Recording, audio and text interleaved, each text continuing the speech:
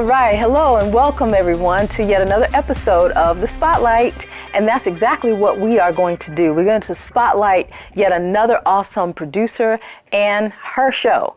Tonight, I have with me the pleasure of having with me Miss AnGala Portorreal of DivaSpeaks Relationships. So, hi, Dawn. Hello, lady. Welcome, welcome, welcome. It's been a long time. It has. So good to see you. And thank you for having me. Absolutely. The pandemic just kind of put that buffer, that gulf between us. And it did. I'm glad to see you. I'm so glad to see you. Yes.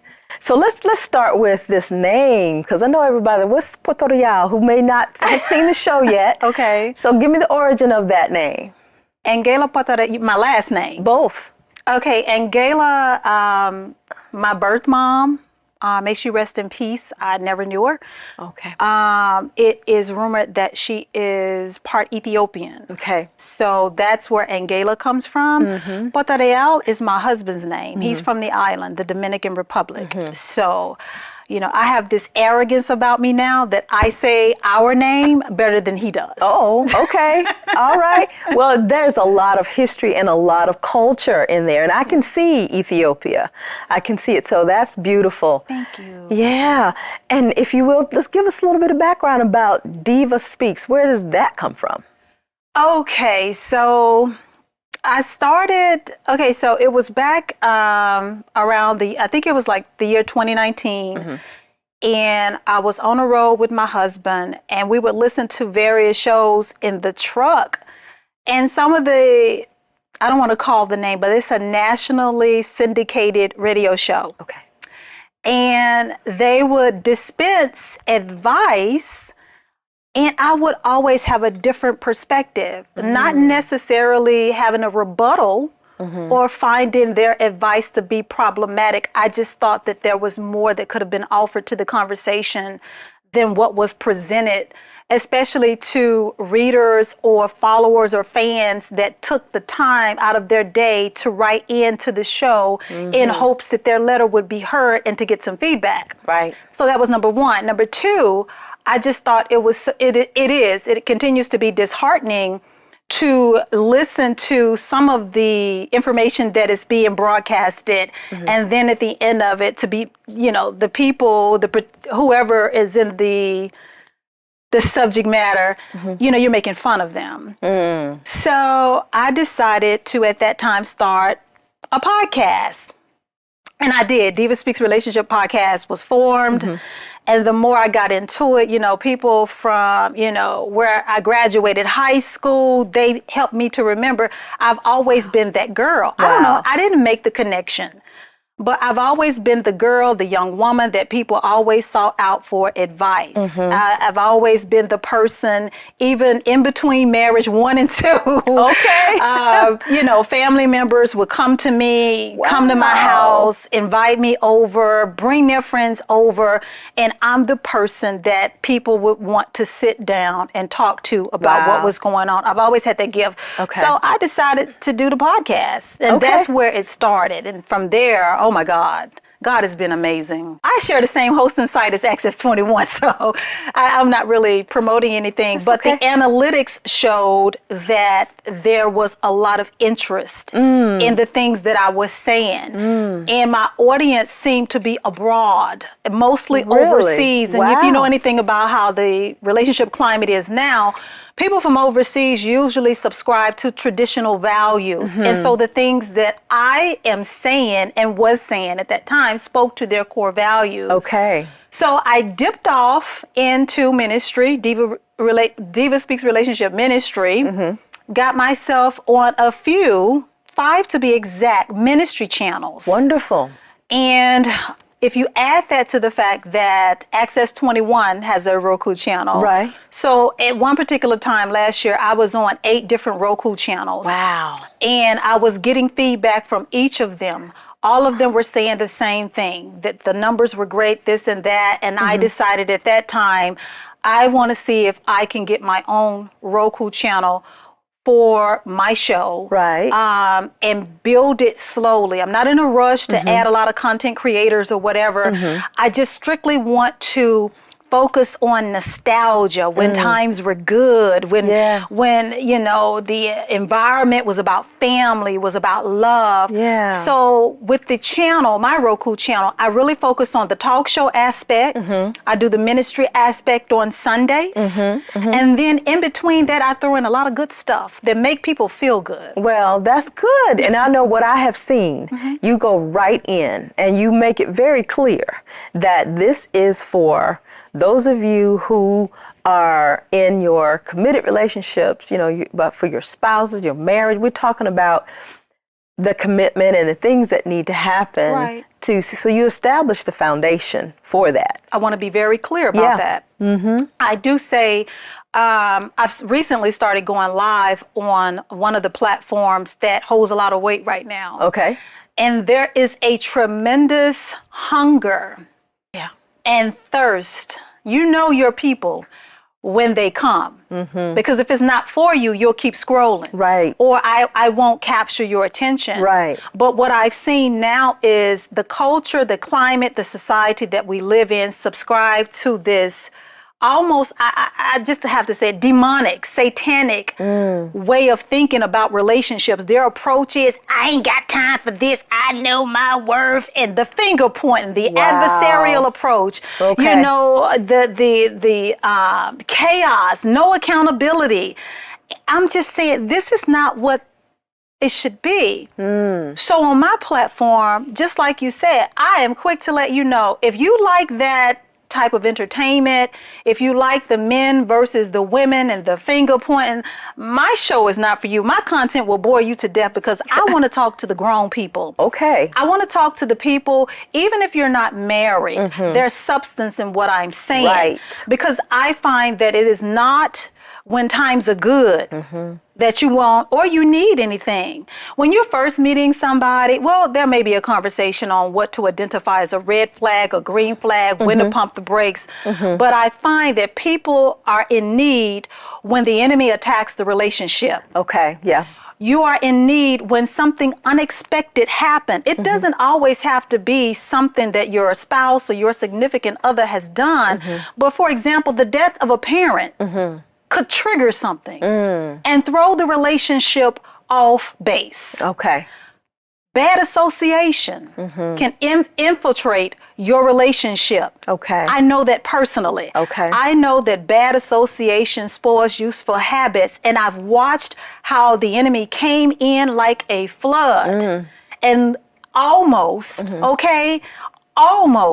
destroyed everything that God had blessed me with. Wow. So when I talk and I approach all relationships from a standpoint, we need to keep the family together. Okay. Don't subscribe to this cancel culture. If it's workable, let's work it out. Right, right. Well, I tell you, it's good that you're talking about, because I was going to ask a question about what you were witnessing out there in this community. You touched base on it. People who are pointing fingers and not wanting to be accountable for their own actions. And so obviously you've seen that and you continue to see it. Tell me about the positive feedback that you've received from your viewers and people who want to know more about what you do. I get a lot of comments and I get a lot of emails that thank me for being transparent, that thank me for addressing issues.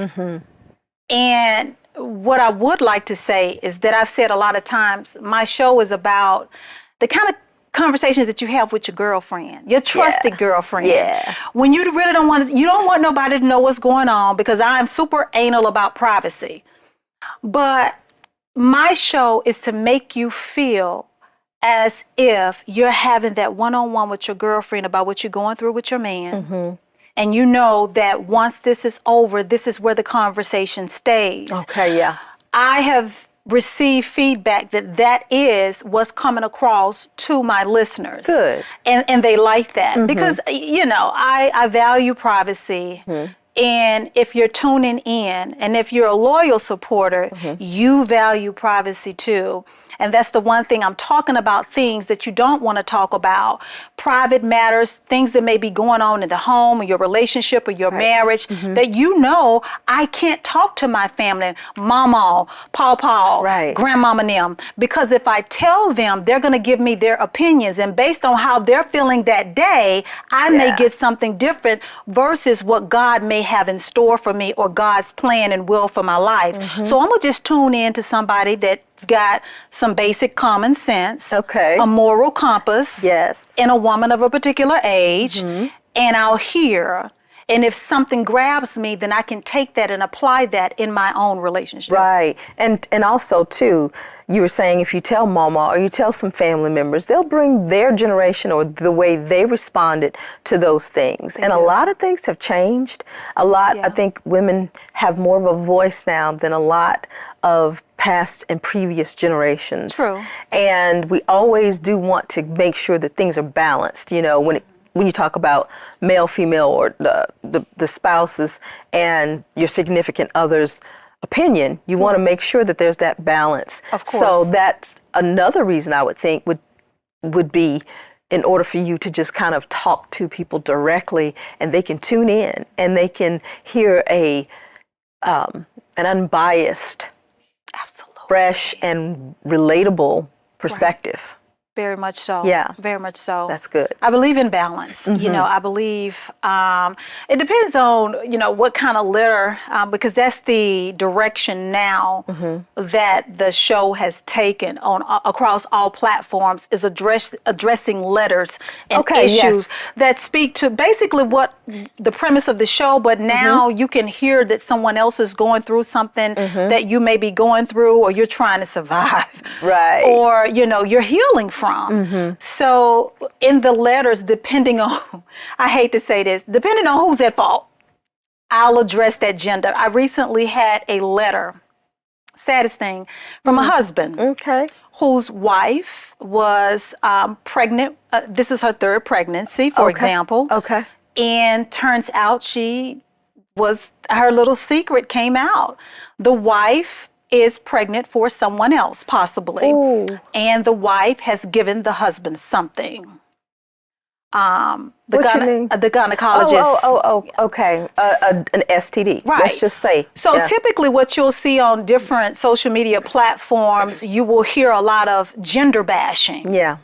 And because I am a certain gender, it would seem that I would point the finger at him, and not hold her accountable for what she's done. Right. But what I did in this particular instance was I did address, the person that was wrong, but I also let the male know that, I see some issues with you too. Okay. Having that balance. Okay. Well, that is a very sticky situation. Very. And unfortunately, I think it happens a lot. I think it happens a lot, and then you bring children into it. And so that's another whole dynamic, right? I would say that's the saddest thing, is when a relationship or a marriage begins to crumble. And you have children involved. Yeah. And the two of you are trying to figure it out. And the children not necessarily are trying to pay attention, but is right there in the forefront. Yeah. They're in the home. They're listening to the arguments. They're watching how the two of you are interacting with one another. Right. And the saddest thing is that's going to be imprinted in their mind. And when they grow up to be adults, it's a real possibility that they will repeat what they've witnessed. Yeah. So, that's unfortunate. Well, I'm glad that you brought that up. I like that you brought that specific thing up. And I am curious, of course, because, your show is, DivaSpeaks Relationship. What did you say to the gentleman? Oh, Dawn, you're trying to get me in trouble. Well, now, let me back up. It's everywhere now. That may not be what you shared on your show. It is. It is? Yeah, I shared it. Okay, well, I didn't see that episode. Okay, so let me back up a little bit. Okay. The husband wanted the wife to terminate her pregnancy. Okay.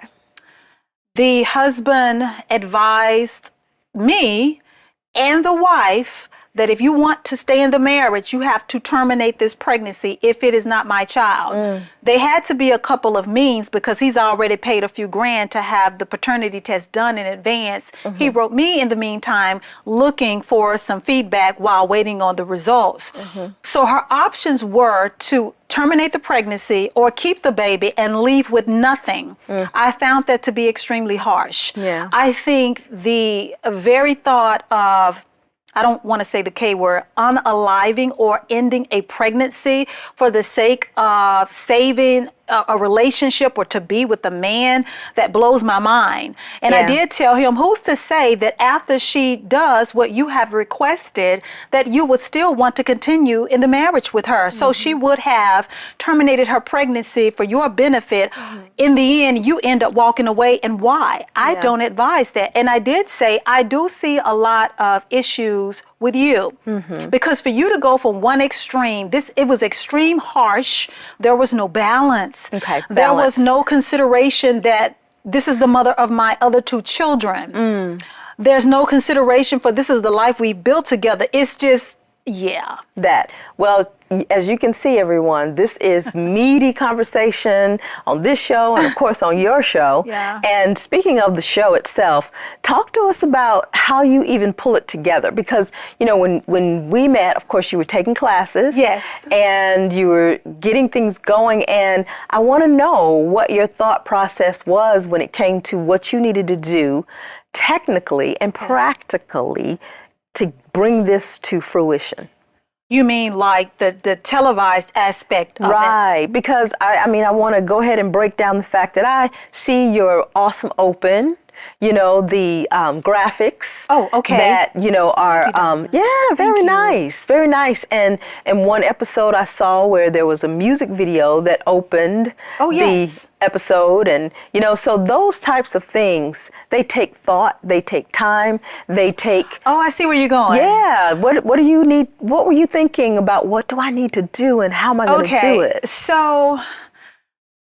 there was a lot of challenges. You spoke of it earlier. When I started the classes here, I think we were in the thick of COVID. So we already had, and we were faced with some challenges. And then I remember not being able to utilize the studio like I wanted to, because being in the studio, it has a different appeal. People are attracted to that. You're more credible when you're in the studio. So I was thinking, what can I do to film at home and still draw them in? And I've heard that the first few minutes of a show is where you can capture the audience or you'll lose them altogether. So I made up in my mind that just like the Wendy Williams show, the Oprah show, and every show that has been successful, you know, prior to me having the idea, they've always had an opening. So what I did was I did my due diligence and I sought out services that I could pay for, that would put together an opening that would capture you right away. Because the show is called Diva Speaks. So you need to feel when you tune in, okay, diva, okay, oh, I get it. Okay, she a diva. And I'm talking a lot. So so I knew I had to do that. Being here as a part of the Access 21 family, you know, you learn about lights, you learn about sound, you learn about all of that. So I was equipped with the tools to build the show, but I needed to, in the idea, and I can talk obviously about relationships for days on end. You got your stuff. But, you know, I recall the station from time to time and ask different questions, you know, and I found out that I could pull information and different content from free websites and build a show versus just sitting here or sitting in the studio and talking. I need to give them a show. You know, what do shows that are the most successful have that are in my genre or that I like, that captured me? It's always been the show where you got a little bit of this, a whole lot of that, and then I got a little bit of this on the way out. There you go. That's what I'm giving. That's what I'm serving. All right, and that's the answer to the question that because I'm going for that entire package. And that's what a lot of people are looking for. And in this day and age, a lot of times people are just blah, blah, blah, flashing, and they shouldn't do that. We don't want to encourage that, where you're just scrolling and looking at everything. And like you mentioned before, if people are of this mindset where they're pointing fingers or they get caught up in that, then you need to bring something different. And that's what you do. And then you just articulated it perfectly when it comes to knowing that they still need to see a show. They do. And it still needs to be attractive. It still needs to pull you in. It does. So, very good. Thank you. Yeah. Thank you. Very good. And of course, I often hear you talk about your faith and how that has helped you in your own personal relationship, and then giving out to others. So talk to me a little bit about that. How do you bring that into the mix? Oh my goodness. What do you So for people that don't know, I am born and bred and a native of Dallas, Texas. Okay. My church home for many, many years until I moved here was the Potter's House. Okay. Under Bishop T.D. Jakes. I remember him saying something in the 90s. I don't know why it stuck with me, but it stuck with me. And it wasn't until I started to turn DivaSpeaks into a business versus entertainment that it clicked. Okay. All of a sudden, that sermon or that snippet of that sermon that I heard, it just shot out. He said that when you are operating in your divine purpose, the enemy will fight you the hardest in the very thing that you were called to do. I am not exempt from that. The moment that DivaSpeak took on a business, a brand, it became a brand, the very precise moment when I started DivaSpeaks Relationship Ministry, Satan went for my neck. I feel comfortable sharing that. And I remember what he said, and I'm like, okay, so I'm doing the right thing, Lord. I'm doing what I'm supposed to do. And then the temptation came. The temptation came, you know, people that, and this is how some of my sermons come about. And I say sermons for lack of a better word, but I'm talking about, I'm basing it or backing it with the word of God. I don't run with a pack. I'm not a cliquish type of woman. I have a very small circle. If I talk to you about something confidential, believe me, you rank very high in my life. I have gotten it wrong a couple of times. I have learned that even though people, you hold them in high regard and you can share information with them, if you listen to them, they would take you off base, or you will never know how good God can be.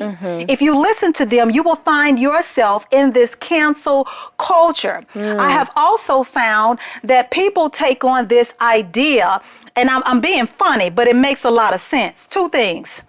If the issue or the problem or the crisis that you're experiencing with your man, with your woman, with your husband, with your wife, with your boo or your bae, if the issue isn't fixed in 2 to 5 business days, they want you to write it off. Oh my. I ain't got time for that. I wouldn't be putting up with it. God wants you to be happy. No, stop, please. We're not doing, no. Maybe what God is trying to do is expose the flaws and the cracks in the foundation with the both of you. You didn't get to this season of struggle in 30 seconds. And if we have 2 fully grown, mature adults, why would you think if we're both stuck in our ways, which more than likely we are, that magically things are just going to get better? Everything takes time, and people want to rush the process and ruin the results. People want a testimony without having to go through the test. And then you get upset when you find yourself, you're without a husband or a wife, and you're watching other people work through theirs and God blessing them in a season of restoration, or they're experiencing the romance, the love, and the renewal of vows like never before. But you're sitting over there with your bitter self because you ain't have time for that. You tell them. When I speak passionately about not allowing the enemy to get into your ear. That's Even good. with the best of intentions, people can give you bad advice. Well, there People you can go. give you advice and you will find yourself single, feeling alone and feeling like you're depressed and feeling as if God failed you when that's not the case. Well, I tell you, speaking of alone, and we touched a little bit on the pandemic. AnGala, what have you seen or heard about these relationships as a result of the pandemic? Because we know that the pandemic unearthed or magnified a lot of things that were already going on. That's true. What would you say you have been able to see and been able to minister to as a result of the pandemic revealing some things in relationships? It exposed cracks in the foundation. You see a lot of people were just carrying on with their lives. Things were good, or you can ignore them as long as we only had to come home after working 8 to 14 hours outside of the house. When we get home to one another, we're only spending maybe 2 to 5 hours awake, and then we go back to bed and we wake up and we do the same thing over again. But when the pandemic came, you were forced to sit with whoever you were with. Right. You were forced because there was no entertainment outside of the home. Most people were quarantined. We did go through that season. Right. So now you get to look at who your spouse or who your significant other has actually evolved into. Wow. And now you're getting to see that I don't really like this. I don't really like this person. This person doesn't really like me. Wow. Interesting. And you got no tools, you got no resources, you got no outside help at this time to help navigate through this difficult process. It was something new for all of us. It impacted most relationships, whether that was for the better or the worse, but a lot of people didn't make it out of that pandemic with their relationships or their marriages intact, unfortunately. Yeah, that is very unfortunate. And it sounds like that there's a necessity for what you're doing. And so I'm so glad that you have the different platforms. You are talking from your heart to people. Yeah. And before we wrap this session up, what are some things that you feel like people should walk away or take away just right now? You know, in this time we are changing into a different season. Yes, we are. You know, and we want to move forward. So before we wrap up, what would you say quickly? I would say, don't be so quick to throw away your relationships. There's nothing out there, as the kids say, in these streets. These streets. If you think you're going to find better, you're going to run into a situation where you're not. And then you'll find yourself regretting your decision. Make every effort to accept your wrongs, what you brought to the table, and extend your partner grace. Absolutely. And you know, another thing we can do is encourage people to continue to listen to you. And I thank you for being here Thank you, tonight. Dawn. All You're right. welcome. Okay. And everyone, I want to thank you once again for joining us for CMPAC Spotlight. And we hope that you will join us again and tune in to AnGala Portorreal with DivaSpeaks Relationships here on Access 21, and she'll let you know where else you can check her out. So we'll see you next time right here on the Spotlight. Have a good one.